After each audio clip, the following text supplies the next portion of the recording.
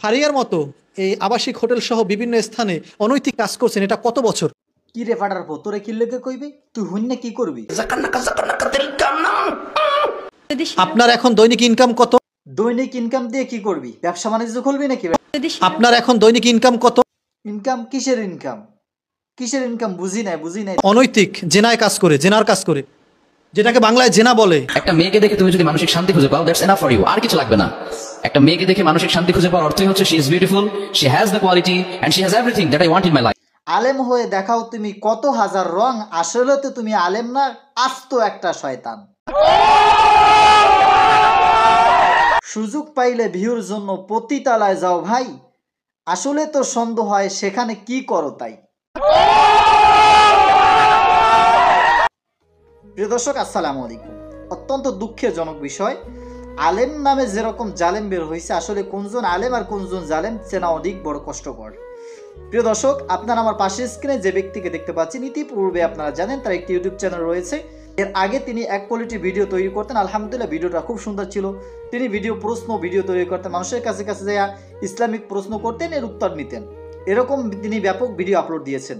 কিন্তু এখন যে অবস্থা তার এসে গেছে, একের পর এক বিভিন্ন প্রকার পতিতলায় যে বিভিন্ন প্রকার নষ্ট মেয়েদের কাছে যায় ইন্টারভিউ নিতেছে।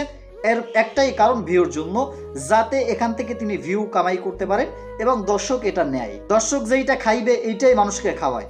দেখবেন মানুষ নাচানাচি করে, বেহায়াপনা, অশ্লীলতা করে, একটি কারণ ভিউ হবে, তার ভিডিওটা ভাইরাল হয়। ঠিক তেমনিভাবে দেখতে পাচ্ছেন কেউ আসে বিভিন্ন প্রকারে খারাপ পোশাক পরিধান করে। এ জায়গায় যদি নবীর সুন্নাত না থাকতো, দাড়ি না থাকতো, টুপি না থাকতো, তাহলে আমি কিচ্ছু বলতাম না, যা ইচ্ছা তাই করুক না কেন। কিন্তু এখন যে অবস্থা আসছে, নবীর সুন্নাত গায়ে লাগাই যেরকম কাজগুলা করতেছে, মানুষের কাছে যেরকম প্রচার করতেছে, প্রসার করতেছে, এতে আমাদের ইসলামকে হেয় প্রতিপন্ন করতেছে, হুজুরদেরকে হেয় প্রতিপন্ন করতেছে, আলেমদেরকে হেয় প্রতিপন্ন করতেছে।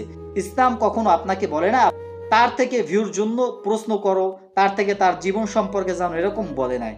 আপনি কি জন্য যাচ্ছেন, ওখানে যাওয়ার কি দরকার? আপনি তো একজন আলেম, আপনার নিজের ওয়েট বুঝতে হবে।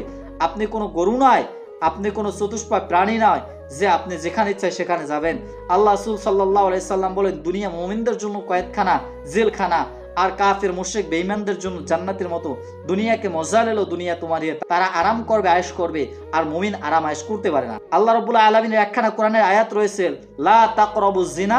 আল্লাহ তাআলা বলেন, তোমরা জিনার ধারে কাছেও যাইও না, গুনাহের কাছের ধারে কাছেও যাইও না।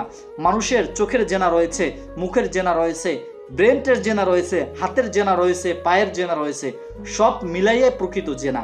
এখন এই আলেম যে যাচ্ছে, তার মুখের জেনা হচ্ছে কিনা, তার চোখের জেনা হচ্ছে কিনা, তার ব্রেনের জেনা হচ্ছে কিনা, পায়ের জেনা হচ্ছে কিনা, আপনাদের কাছে জানতে চাই। অবশ্যই কমেন্ট সেকশনে কমেন্ট করে জানাবেন। শুধু একটা জিনিসের গোপন অঙ্গের জেনা হয় না, ব্যাপারটা এরকম না।